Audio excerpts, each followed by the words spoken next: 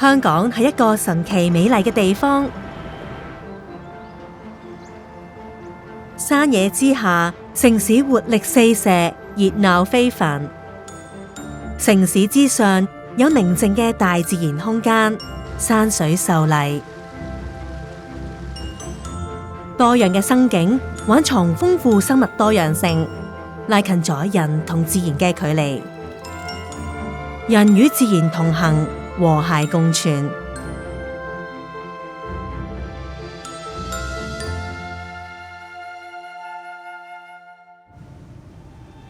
春天暖濕大霧，梅雨連綿，為大地帶嚟生機。山巒起伏之間，綠樹成蔭。車輪梅又名春花，亦爭相綻放。香港有超過3300種為管束植物，當中有唔少具保育價值，或者係以香港命名。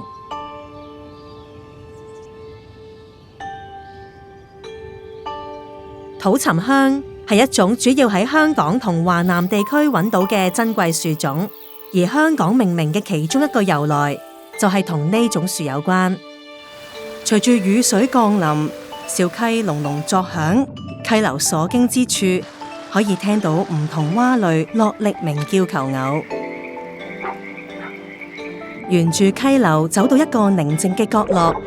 一條雄性香港鬥魚正構建緊一個泡泡巢，為繁殖季節做準備。亞歷斯春蜓嘅稚蟲亦都從溪中枯葉堆爬出，係時候進行變態啦。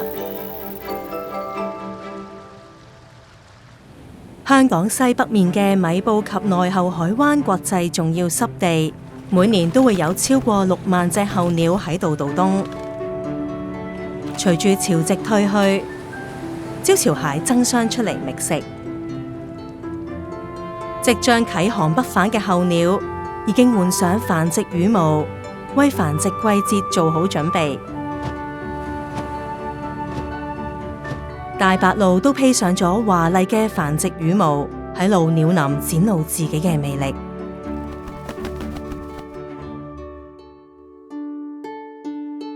呢度嘅海洋生物多樣性亦不遑多樣。香港位處東南亞珊瑚大三角嘅北端，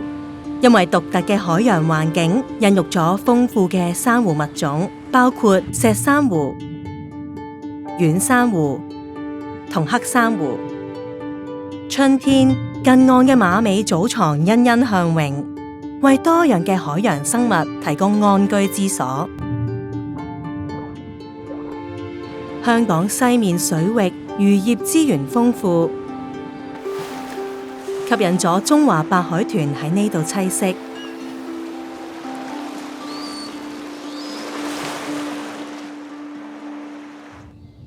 由春色滿山走到蜿蜒海岸，香港嘅景色一直都係咁動人。政府自1977年以嚟，總共成立咗25個郊野公園同埋22個特別地區。呢啲保護區保存咗多樣嘅自然地貌同埋連貫嘅生境，為市民同旅客提供咗郊遊同康樂嘅好去處，亦係不可多得嘅戶外課室。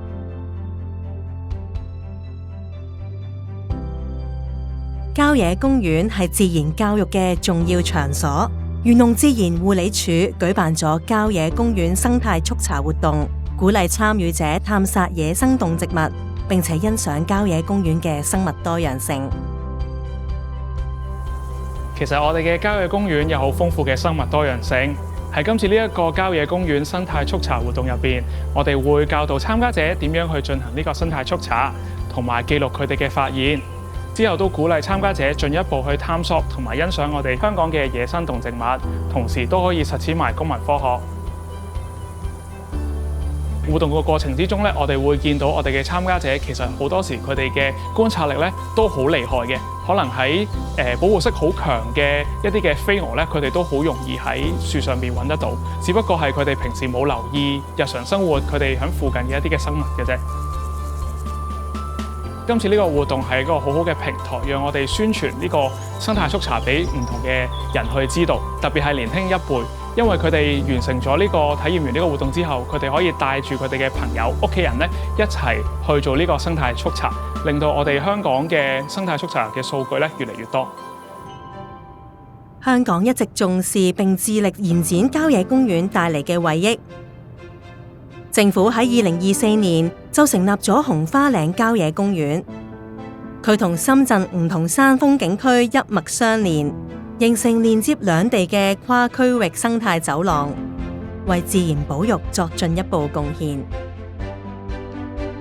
除咗保護陸地生物多樣性，為咗保護我哋豐富嘅海洋生物多樣性，政府亦都成立咗8個海岸公園同埋1個海岸保護區。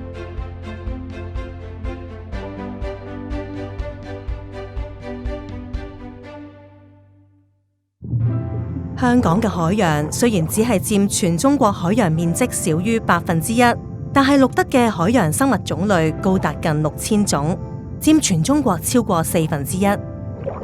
喺香港，我哋最主要咧喺東邊同埋東北面水域揾到石珊瑚群落，尤其係東平洲啦、海下灣海岸公園、西貢呢一帶，因為呢一帶嘅水域咧比較少受西邊珠江淡水水流嘅影響，加上地形嘅優勢，形成咗天然嘅屏障，所以咧孕育咗健康嘅珊瑚群落。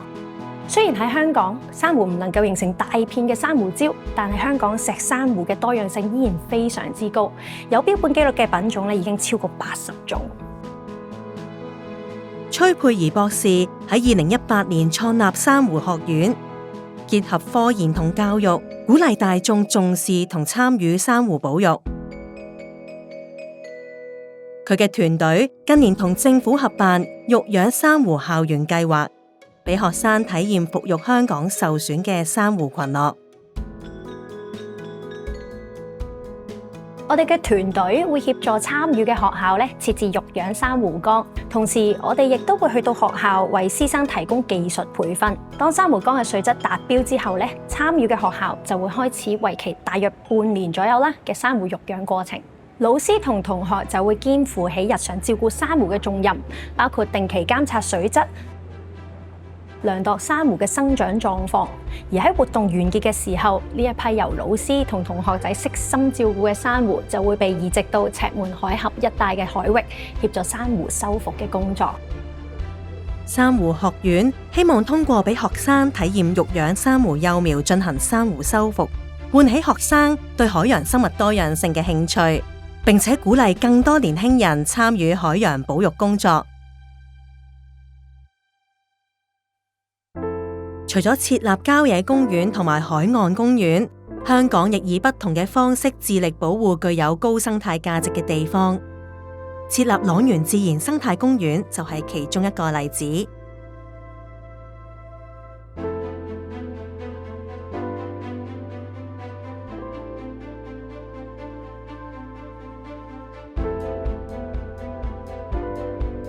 2019年，政府收回塱原核心地區嘅土地，並發展成自然生態公園，進一步保護同提升塱原濕地嘅生態價值。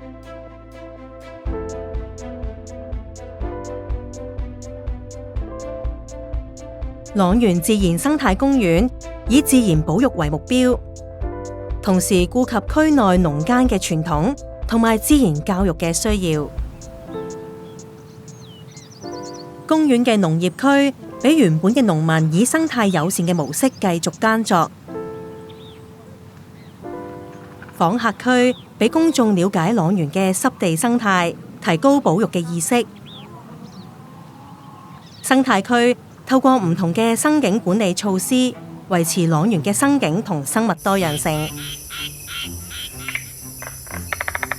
其實塱原自然生態公園嘅生態區咧，佢有10幾種唔同類型嘅農田啦，同埋濕地生境，例如係稻米田啦、通菜同埋西洋菜田啦、馬蹄同慈菇田啦、深水塘、淺水池、荷花塘同埋呢一個睡蓮塘啊等等啦。唔同類型嘅生境咧，其實都可以吸引到唔同類別嘅生物咧嚟到棲息啦、繁殖啦、覓食啦、育幼，可以話都有各自佢哋一啲嘅生態功能同埋價值。其實喺2022年開始啦，綠色力量咧就開始啦喺塱原自然生態公園嘅生態區咧，就進行一啲生境管理嘅工作。我哋會喺唔同嘅生境咧種植唔同類型嘅植物，咁佢哋有唔同嘅形態啦、密度啦同埋大細，就會營造到好多嘅微生境啦，俾唔同嘅生物利用啦。我哋藉住過往嘅經驗啦，咁希望可以不斷優化而家嘅工作啦，都係希望保持到塱原嗰個自然生態啦同埋原貌。漁農自然護理署嘅職員會定期進行生態調查，記錄塱原自然生態公園嘅生物多樣性狀況，以制定合適嘅自然護理工作。公園亦會種植水稻，為唔少遷徙鳥類提供食糧，其中包括極度瀕危、俗稱禾花雀嘅黃胸鵐。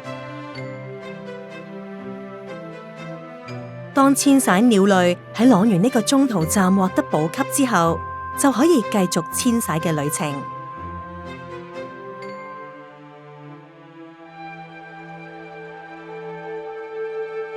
塱原自然生態公園嘅成立，令嗰度嘅生境得到妥善管理同維護，為保育黃胸鵐以及其他淡水濕地生物出一分力。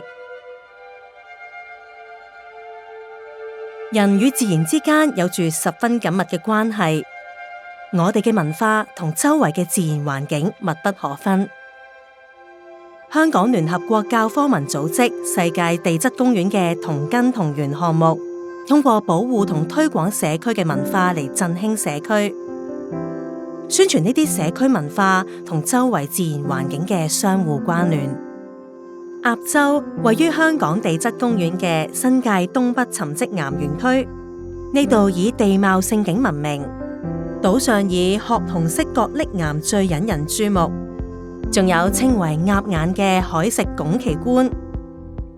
香港地質公園同鴨洲村攜手喺當地建立咗鴨洲故事館，旨在保存同展示鴨洲嘅歷史同文化，促進當地社區嘅可持續發展。呢個大家而家見到呢個位置咧，前身咧就係我哋鴨洲好重要一個小學，其中呢個課室咧就變咗係故事館咯。即係我哋村民所搜集到嘅文物啊、捕魚嘅方法啊，咁全部咧都係擺落喺呢個故事館度。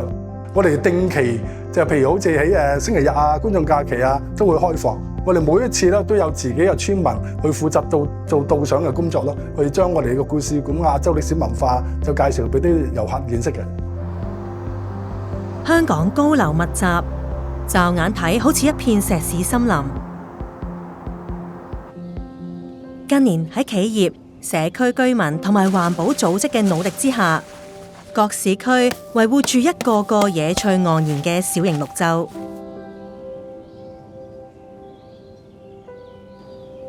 邱榮光博士同佢嘅團隊不辭辛勞咁同學校、機構以至商界展開合作，喺市區各地建立蝴蝶園，俾蝴蝶同埋城市居民共同享用，促進佢哋嘅聯繫。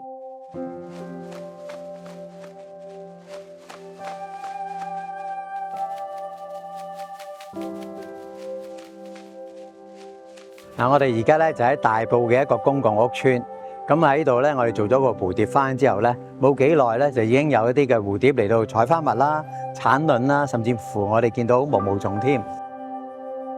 其實每一個城市都係建基於一個自然嘅環境裏邊。我哋攞咗呢個自然嘅土地之後，就建造咗好多嘅樓宇啦、石屎森林啦咁。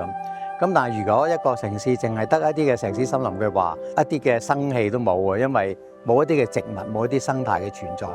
我哋建立咗一啲嘅蝴蝶花園咧，正正就好似一個沙漠裏面建立咗一啲嘅綠洲咁樣，變咗一啲嘅生物啦，無論係蝴蝶啦，或者係其他嘅昆蟲啦，都可以喺度棲息同埋居住。如果我哋有足夠嘅蝴蝶花園喺香港唔同嘅地方，我哋嘅蝴蝶可以到處去飛，到處去產卵，亦都去繁衍下一代。咁我哋香港就會變成一個蝴蝶嘅城市，亦都係一個生態嘅城市。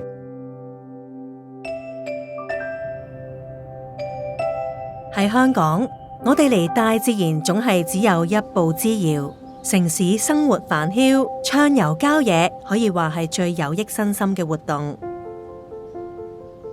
我哋可以好好咁欣賞同埋保護我哋共享嘅地球資源，同時獲得身心嘅平衡同恢復。讓我哋都愛護生態環境，享受大自然嘅美好，一同探索香港豐富多彩嘅生態。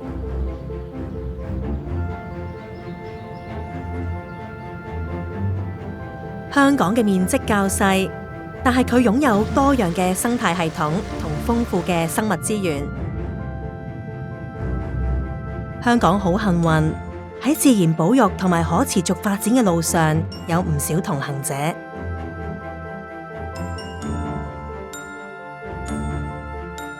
讓我哋都從自己崗位同埋專業出發，